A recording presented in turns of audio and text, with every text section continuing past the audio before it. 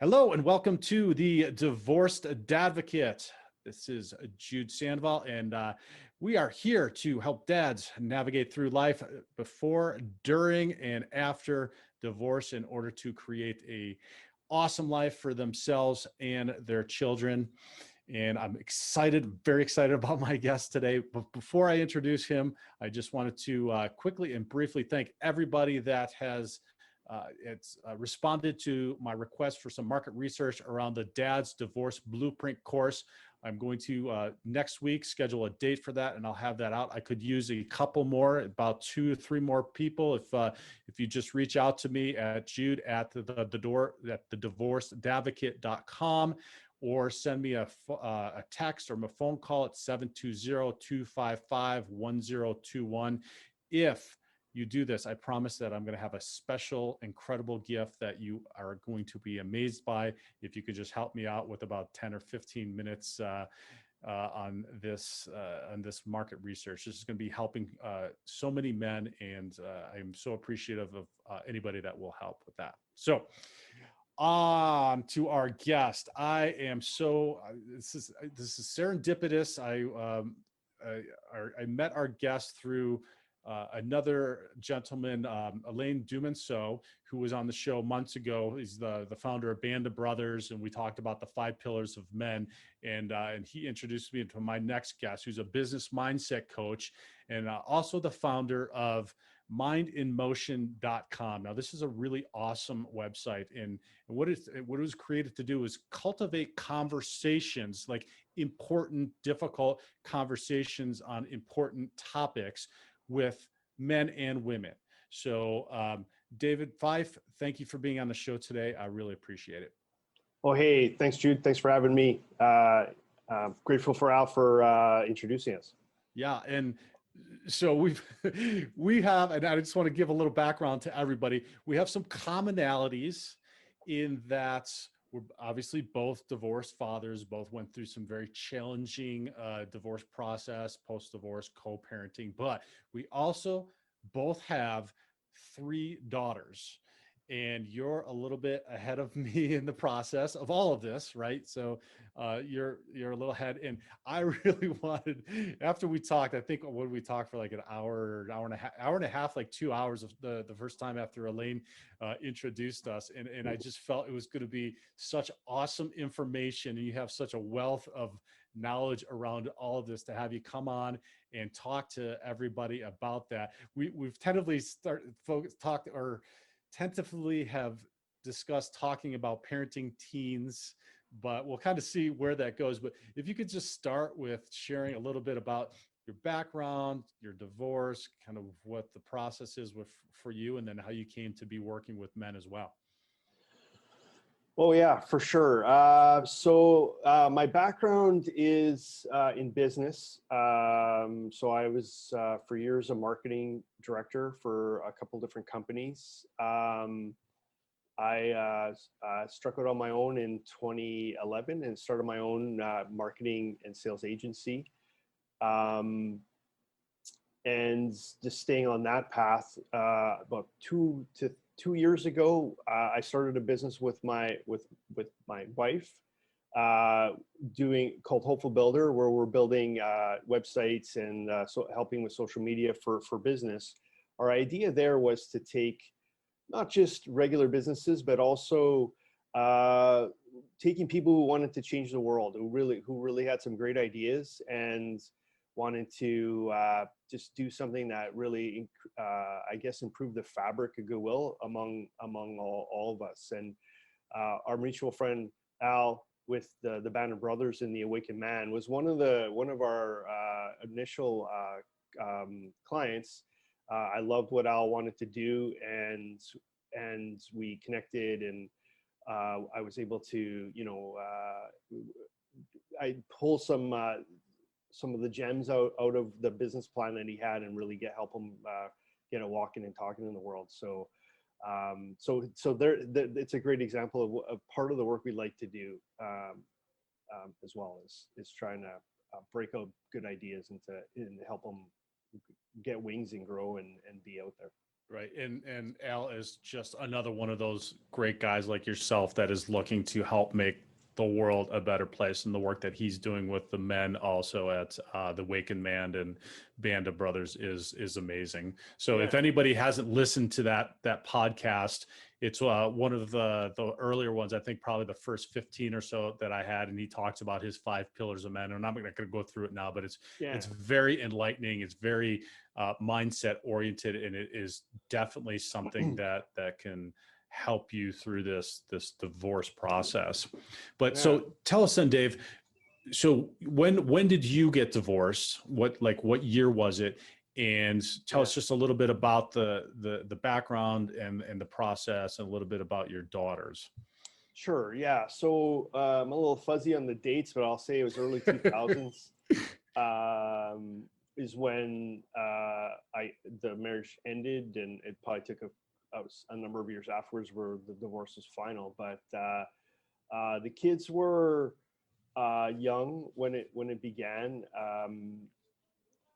and 3 daughters, so the varying age. So I'd say somewhere between 7, 10, and 13 to start. Mm-hmm. And so you definitely I had to deal with various needs, and some of those and definitely through the teenage years was definitely could be challenging at times.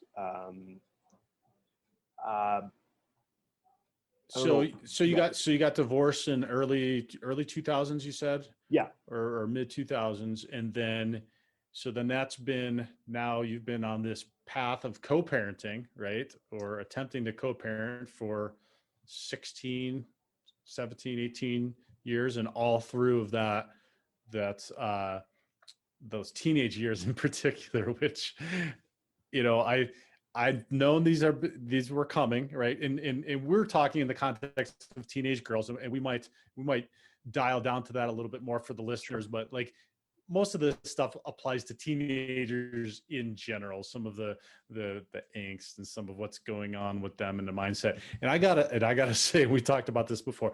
I've known this is coming, right?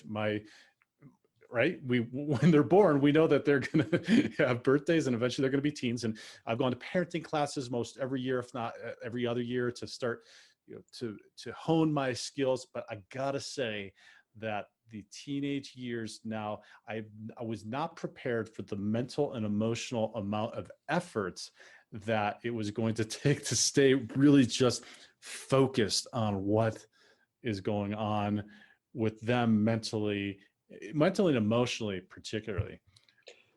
100%. I mean, I'd say it's a challenge for parents that are not going through divorce or in divorce. So with a home that's the co-parenting, a teenage girl or teenager is definitely has challenges. I'd say and every child is unique in the way they handle those years. For me, well, different elements. There's the relationship between myself and my daughters, and there's that line. And then there's definitely, as a father to daughters typically have a need for their mom, and it seems to come up in teenage years. Mm-hmm. It did in my experience anyways. They start needing to be more connected to their mom, and they want to have those conversations with their mom, as they're coming into womanhood and stuff like that. So right. it's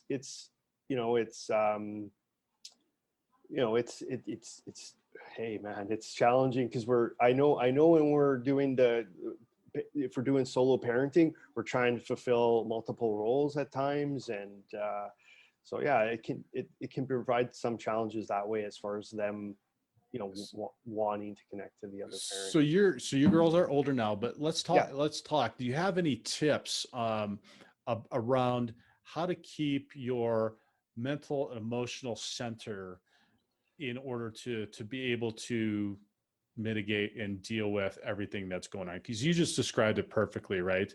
Is you've got, as a single parent, you've got so much going on. You've got three kids or 3 teenage kids. Even if you just got one, right? It's still an immense amount of work and preparing and working and trying to have your own life as well. What tips, and you shared some in the past with me, of Yeah. pearls of wisdom can you do to keep that mental emotional center in order to be, really tuned into the kids? Yeah, so I feel like looking back, I would say one was to try and really work hard to keep the lines of communication open. That that one was key, because we tend to definitely, when we're dealing with other difficult situations outside the relationship with the child, Hmm. there can be a tendency to shut down, or just um, be the overpowering parents and just shut them down, or be heavy Hmm. with opinion or heavy with judgment.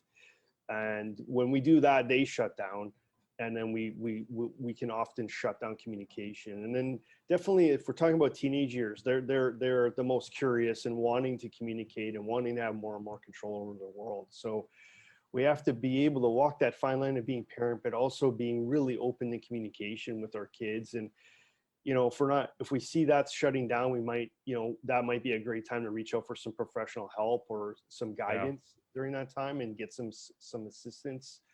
And even your kids seeing that you care enough to get some help to best communicate with them, I'm sure they'll appreciate and be more open, and seeing that how deeply you care. Right. So when you say communication, do you have any specific ideas or example? Like, so what I've found challenging this, and this may not have been the same as when your girls were in their teens, but the all of these distractions of everything else that they have, of video games, or everything on their phone, and everything else, and trying to limit that so that there is the, to using the term, creating space or opportunity for having that discussion, instead of just having like a nonstop constant distraction.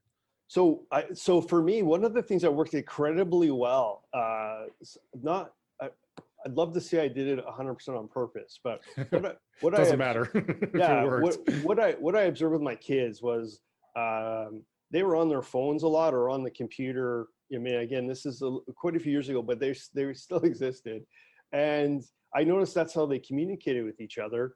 So one of the things was, one was to communicate with them in their own stream. So try and, if I'm pretty sure we're all embracing of technology, but if we can embrace a bit of the technology and the way they're communicating, that was a good way to keep in touch with them, especially if they're not with you all the time. Like if they're not Mm, always living with you.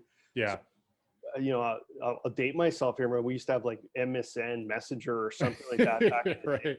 and my kids used it. So I would just have it open on my screen, and they could jump in at any time and and chat with me when they weren't with me. So that was cool. And we lived in different provinces in Canada, so there was just an ability for us to stay very connected. Yeah. But the thing that really worked out well is, based on that observation, they were spending a lot of time distracted on electronics, and you were talking about video games, is I decided that I loved camping as a kid. One Mm, of the reasons we didn't go camping is because my ex didn't love camping. So I kind of put it out of my world picture, and I just decided to bring it back in. So I started taking the kids camping, and they struggled with it in the beginning, because it's like none of us, and even I struggled with the lack of access to electronics. yeah. But we settled into it. And then suddenly, you're sitting around a campfire, you're on a walk or a nature hike, and then suddenly information just starts coming more naturally, and you're just talking about things, and and things just might come up. You don't have to necessarily sit them down and say, let's talk. You know what I mean? It's just bubbling out, and you're in this more quiet place, and just information starts to, and dialogue and communication starts to flow. So if you can find opportunities to have some of that away from electronics time, and just go for a walk or hike, and Right. and that's Right. something to this day I still enjoy with my adult kids now. We still enjoy it definitely set a tone of enjoying that time in nature, and connecting, and the connection that we can create in that space. That's awesome. That's awesome. We my daughters and I enjoy camping also, and we do a ton of it. And it's something that we've been doing since they were very little. So they've gotten really good at it. And it almost seems, Dave, that they enjoy and look forward to the opportunity to be disconnected.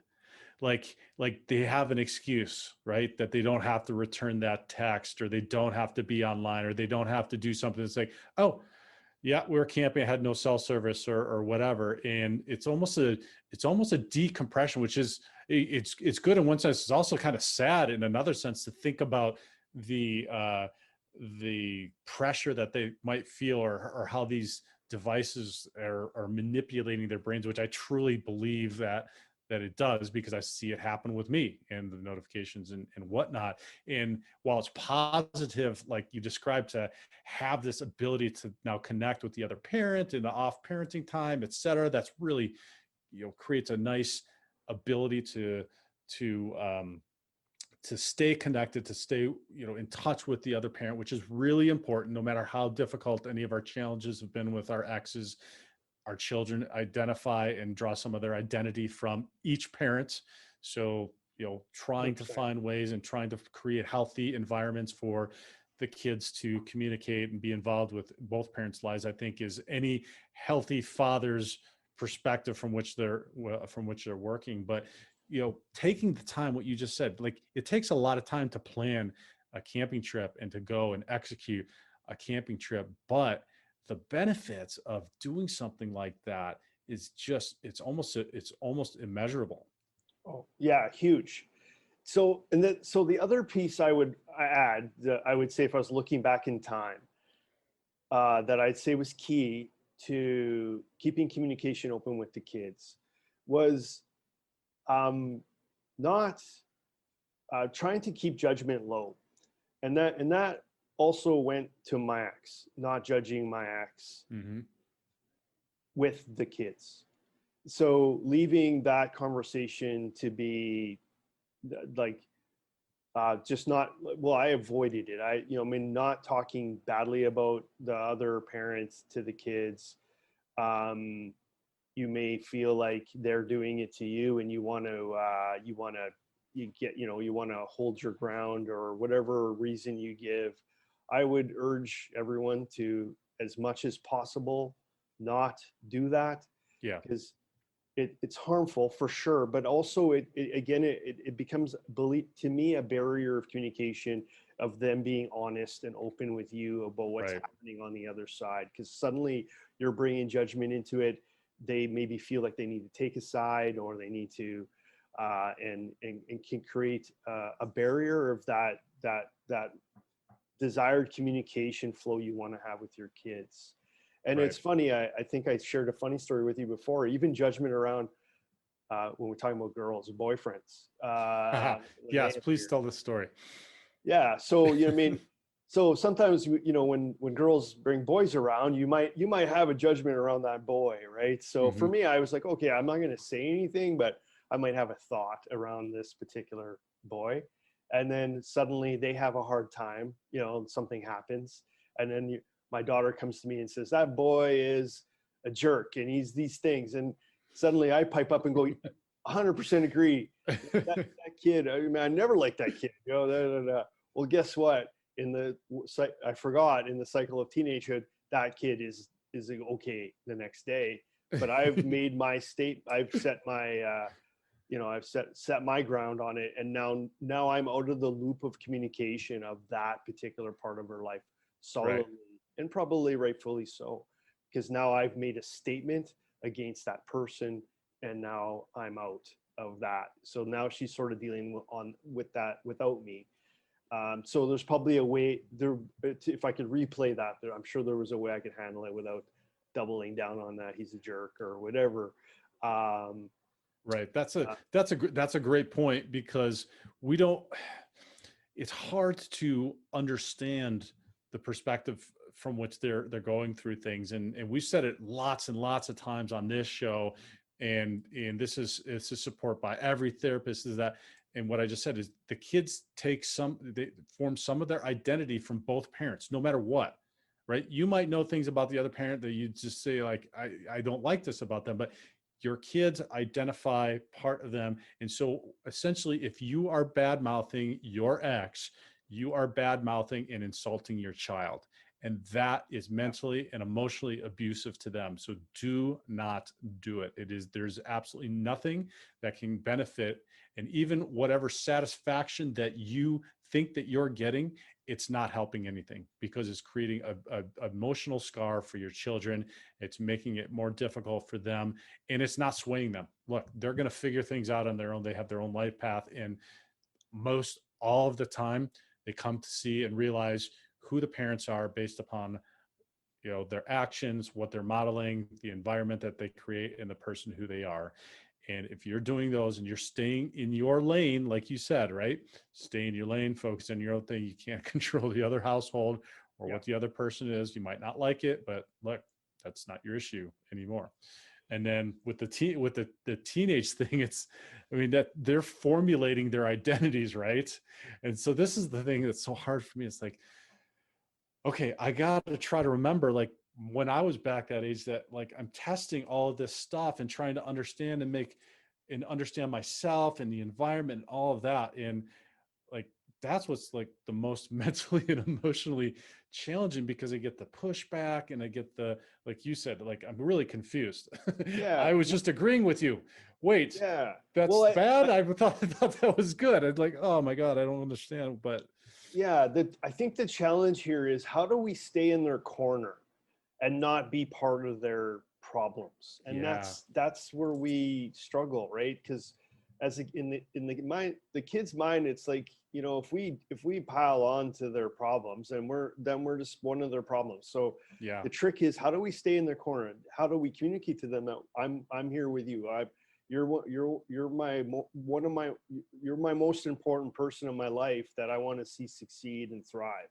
yeah. So we just got to keep communicating that to them in a way that they can take it in, and that when they do, and they will run into questions and problems and things that maybe they're not ready, they can't deal with, you want to be one of those people that they can come to and have an honest conversation about. I love that. I love that phrase. Stay in their corner. Yeah. Be the person that is in the. I mean, you could just communicate that directly. That I'm in your corner. I'm here, as much as they don't like it. Although sometimes when they're talking back, right, and testing you on the fact that they have to do chores, right? How is staying in their corner chores? Because I can already hear like, that's not in my corner. That's slave labor. Like, no, actually it's not. You don't see the big picture, but like, don't even get in that. I learned this in a parenting class, and it was just because you could go to the back and forth. And I found myself early on in the teen years, just myself reverting to the teen, right? Oh, I can like out smack talk them, or I can shut them down because Mhm.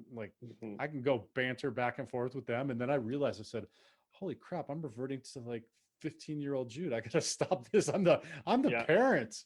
I need to be figuring out. In this parenting class said, you can always just say, I love you too much to argue with you.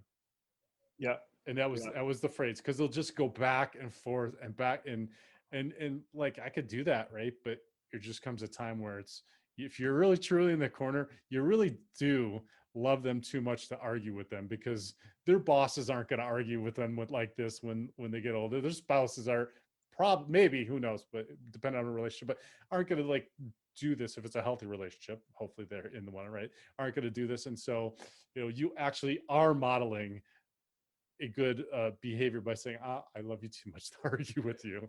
Yeah, and I think also too, when we get into arguments with our kids, like it's almost like we're wanting to impart wisdom, or we're worried they're going to Yeah. be, if I let them not clean up after themselves this moment, where I'm going to create this kid that doesn't function in the world, or we make a big importance around it, and then so we come at it with that kind of important emotion, which probably, if they're wanting to be contrary at that time, they're probably going to get their back up, and we're probably going nowhere good fast. So sometimes we just got to look at the bigger picture and just let it go and say, um, overall, hey, we're in the same team. We want the same things. You know what I mean?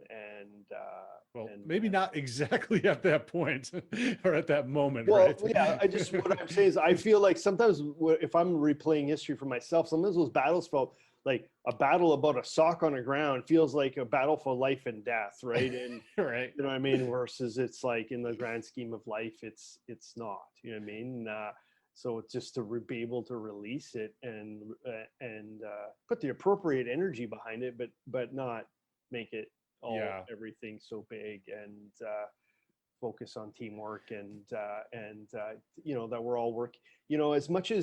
As much as we're in their corner, they also will feel like they're in our corner. Like we want to, we're all in each other's corner, so we want to make them feel empowered that way as well. Right. So Right. The thing that I have found that is helping me is to not react, because I feel like part of what they want is to react and like that interact, like to test, right? They're testing the boundaries.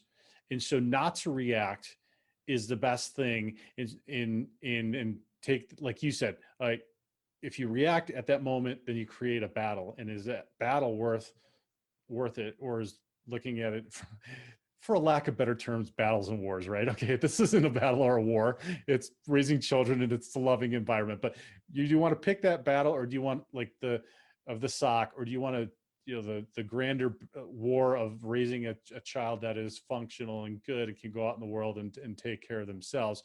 And for me, when I feel the ire come up, it's just to stop, right? To just stop. But in order to be able to do that and not react, I have to be well rested. I have to feel really good about myself, my physical self, my health, and my financial. Like I have to have my poop in a pile, if you will, and be very well grounded in order to not react to that. yeah, well, so what popped up for me when you mentioned that is one of the things I found that I often did as a dad in a solo parenting was often I wouldn't necessarily be parenting from the place of who I want to be with the kids. I was trying to make up for the things that I thought the other parent wasn't doing, and so sometimes that created the weirdest arguments with the kids because I'm having an argument with my kids and I don't particularly even know where it's coming from. So sometimes it created a ground that, well, your mom lets you guys do this thing called like leaving your stuff lying around, whatever, right? So I'm going to be extra tough on this thing, and so I'm going to pick that battle because I know you get away with it over there.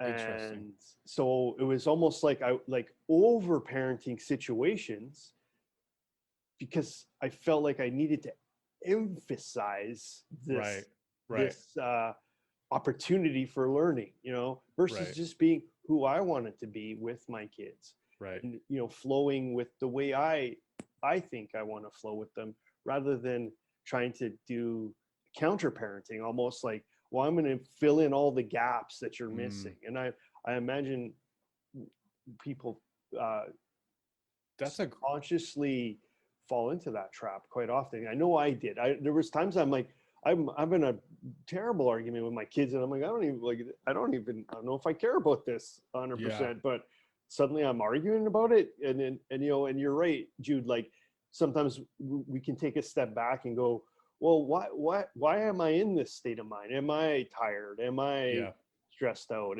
Did I just have a meeting that didn't go so well or whatever? And am I taking it out on this small human, or this human that's just an innocent bystander here? You know what I mean? And I'm deciding this is my moment. I'm going to teach him a lesson about responsibility or something.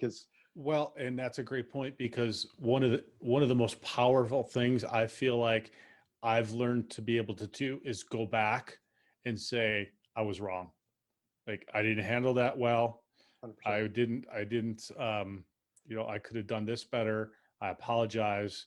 I hope that, will you please forgive me? And I'm going to work on that in doing that better the next time, because I'm human too, and I'm making a mistake. And that's a powerful, powerful message to kids, particularly in the social media world now of everything that's perfect and everybody sees everything that's perfect, that like, no way, man, life's not perfect. My life's, I'm not perfect. I make mistakes daily, like multiple times daily, all the time. And for them to see you go back to them, and then that creates, I've found that creates a bond for them to just also internalize that, and when they're making mistakes, come back and be like, okay, yeah, maybe I didn't handle that well. And that's a huge, like, man, if I could learn that, Oh, get rid of that pride, like a lot earlier in my life, I could have I could have dealt with a lot more situations in a lot more mature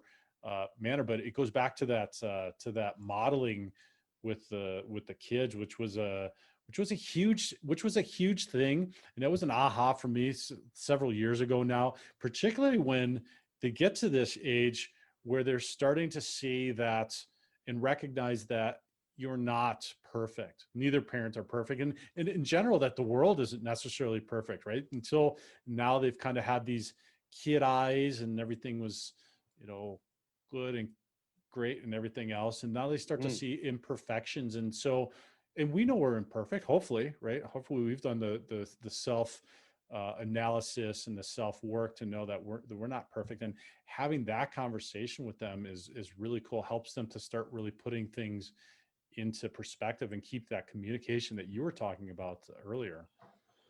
yeah, like just owning our humanity and putting it out on the table for ourselves gives them permission 110% for sure. And that alone would be a massive gift that will pay dividends down the road for sure Yeah. for everyone. But I'll tell you, damn, it's hard Yeah. to be like, I Well, I was not in my best. And that's why it's so critical. And you said about having so much going, that you take care of yourself in order to be centered. The other point I wanted to make about that, in that I'm finding is incredibly helpful, is having somebody that is a sounding board, right? We can't do this. I truly don't feel we're meant to do this by ourselves, right? Parent is a single person. You yeah, alluded to trying to be both parents and yeah, try to be mommy and daddy, or making up deficiencies at the other household and whatnot. It's so good to have somebody, or a community, or other men, or a group, or a therapist, somebody that you can talk to, because otherwise you're gonna go crazy. yeah. Like if I was to turn back time and look back at me, struggling through those situations, um, I I didn't reach out for help or support in any way. It wasn't as available or acceptable when in the like early 2000s when I went through this, but the work that you're doing and Al's doing and others have is awesome, and the ability and the permission for men to reach out, to be able to talk things through, to know that they're not alone, and all this is priceless. That have if I had had that outlet during those times, I'm sure it would have been a game changer in many situations. I think, like I said earlier, even the kids seeing that you're reaching out for help and support, just as you said, Yeah. apologizing when you make mistakes. The kids seeing that, wow, my dad gets support and help through these times, also sets an example for them, that when they're going through some hard times, that they have a support structure, or they can lean on you or others, you know what I mean, or you can be encouraging for them to build support structures of their own that support them through times. And I think they would start reaching out for healthier ways of being, and as well, by and the best thing, no matter how much we lecture our kids, no matter how much wisdom we feel like we're imparting on them, we lead by example. So if we're setting that example for them, that speaks louder than any word that we can ever say. Right.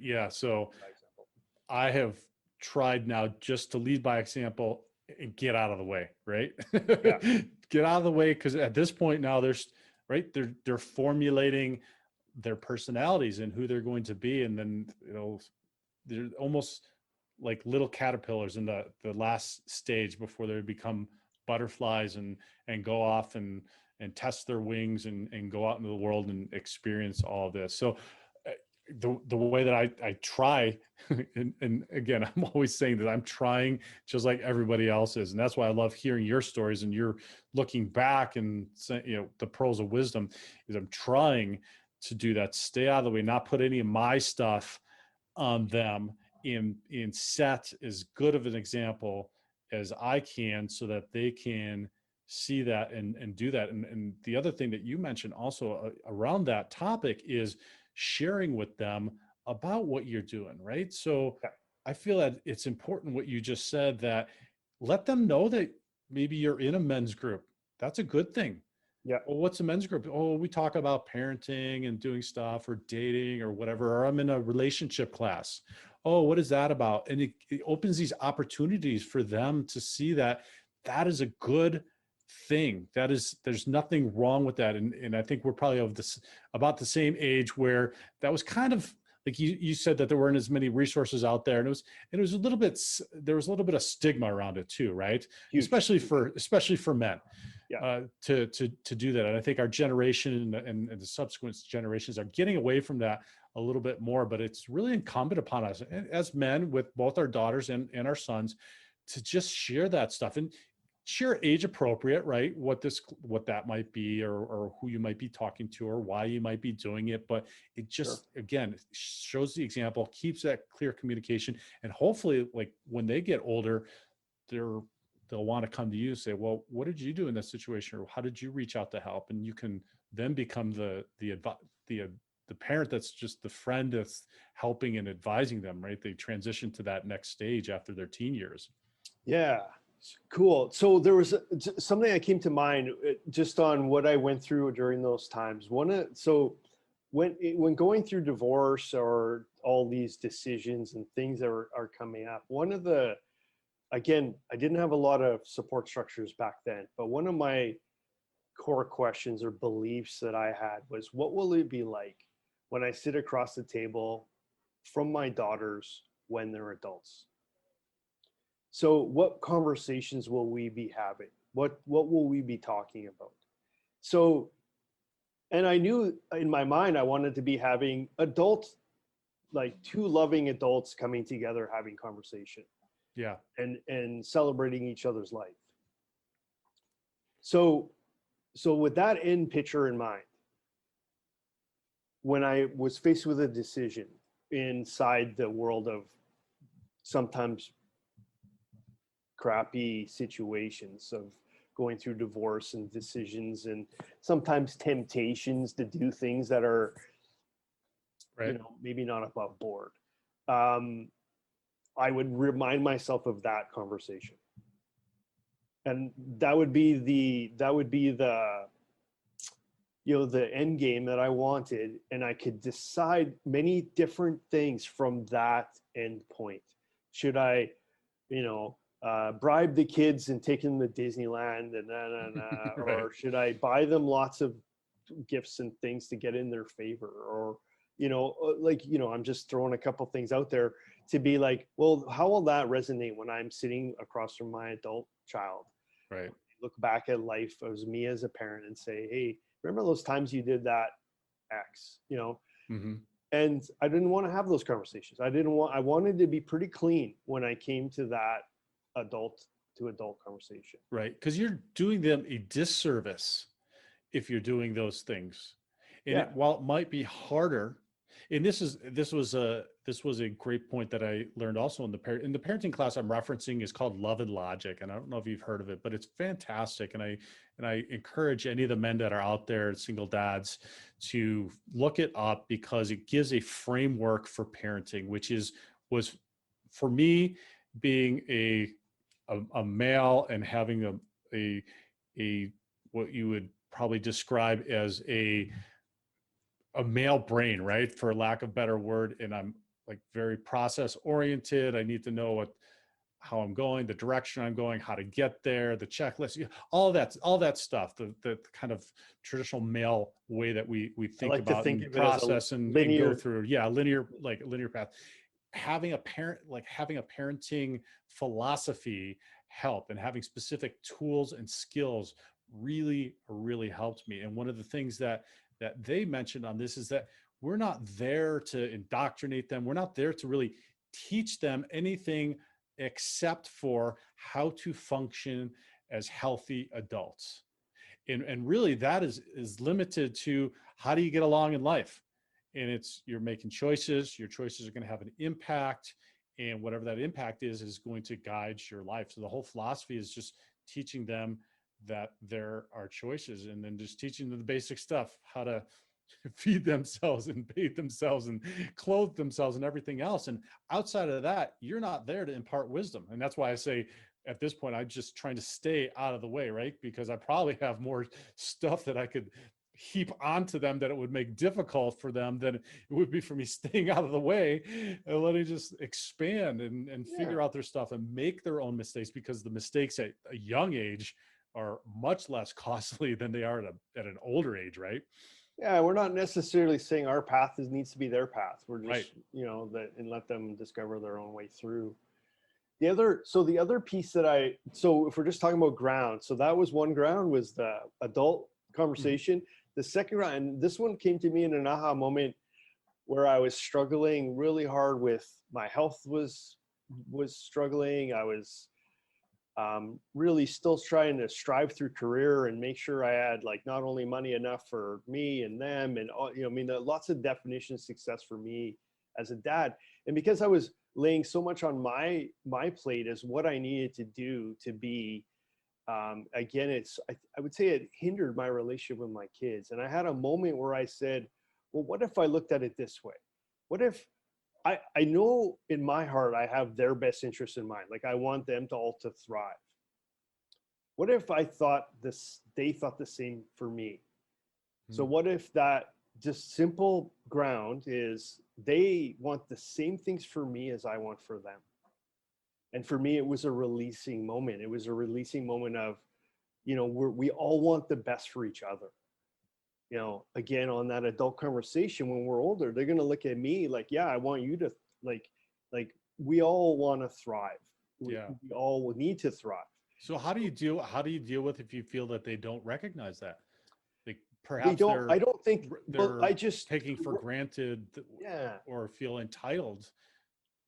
Yeah, well, I'd say that would be the outward expression at the moment in time based on their age and their experience. But in their heart, in their core, they want the best for you as you want for them. And if you just keep that in mind, because that also gives you more permission to self-care. Yeah. It gives you more permission to be happy. Many people might be holding off on dating or holding off on doing things because they feel like, well, that would make me a bad person or make me a bad parent because now I'm not giving my 100% attention to my kids. Or, I mean, you're running around like a madman trying to do all of the career things that you did, plus your single dad time, you know what I mean? And you feel like you're dropping balls all over the place. Right. So you start to look at it from the point of view of, well, they want the best for me. I want the best for them. What would the best for me look like? Yeah. What would me taking care of me look like? Because I can tell you with confidence, we would be a much better parent to them and be more connected to them if we're taking care of us. Yeah. And we're Can't overemphasize that enough, is that it's the philosophy of on the plane, you need to put your own mask on before you can help somebody else. Because if you're dead, you can't put their mask on, right? Yeah. You cannot. And I know if I'm not doing that for myself and I start getting fatigued or stressed or whatever it is, the energy in our household changes because it all stems from me. And now that might be a lot of pressure for a lot of guys out there listening, but if you start the process and you start figuring out ways, and we talk about the 5-step process of going through this, but figure it out, figure out how you need to do the self-care and take it from there. and then go forward. And one of the there's a cool thing that I started doing with my daughters every year in the new year, to open that communication that you just talked about, which is what are each of our aspirations, what do we want individually, and then what do we want as a family. And so we sit down, and this year we went on a retreat for a weekend, and we spent most of the time screwing around and having fun. But then we sat down and we actually talked about those things, those Nice. prompts, like each one of us, what do we want to do? What do we want to, school wise, extracurricular, professionally, for me, socially, and then what do we want to do as a family, and having the family goals. And I'll tell you, it's really cool because Wow. you learn stuff. And here's the biggest takeaway is I'm always amazed, and I don't know why, because I keep saying, at their ability to see and understand what's going on in the situation. Yeah. If you can cut through everything else and all of whatever's distracting, or the angst or whatever else, to get to a conversation and a root of a conversation, they know, they understand, they are way more perceptive than we give them credit for. And so, that's just a cool thing if you can keep that communication open. And yeah, I was amazed again this year. They came up with some stuff, and I just thought, wow, I like, I don't think I was this perceptive out there. I was like eating mud and, doing stupid boy things, right? And these kids are just way more perceptive. So Right. And you talked earlier about, raising, I forget how you put it, functioning adults or right. thriving adults. And like what you're doing sounds amazing. And that kind of going back to what I was saying, as far as like, we all want each other to thrive. The kid, what's coming out of their mouth might not seem like it at the moment. But my true belief as human beings is they want to see us succeed. We want to see them succeed as well. And then what a great opportunity to, again, to cheer on each other's success, both parent and kids, and then when they head off to be in relationships of their own, how that will translate into the relationships that they have, in a healthy way, right? So yeah, for me it was an aha moment of self-care, that was like a light switch. And it improved it didn't take away any part of my relationship with my kids. It radically improved the relationship with the kids. Because now Yeah. you can admit to your humanity, and you can know that you need to take care of yourself, and you don't have to, like, for the parents that are like, well, like dating would be selfish, or this would be selfish, or going to the gym would be selfish, or, doing these other, all those things that would seem like serving self would Right. make me somehow a bad parent.